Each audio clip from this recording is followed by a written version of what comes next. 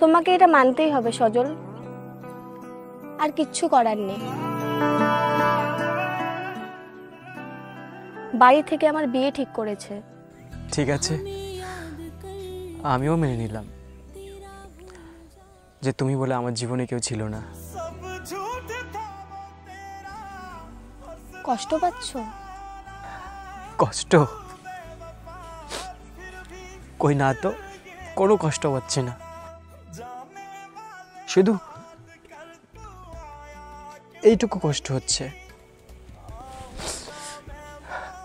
যেই মানুষটার দিকে কেউ তাকালে আমার সহ্য হতো না, আর কয়েকদিন পর সেই মানুষটার শরীরে অন্য কেউ টাচ করবে। ভালোবাসার মানুষগুলো ঠিক এমনই হয়, তারা জানে আমরা কষ্ট পাবো, তারপরেও আমাদের ছেড়ে চলে যায়।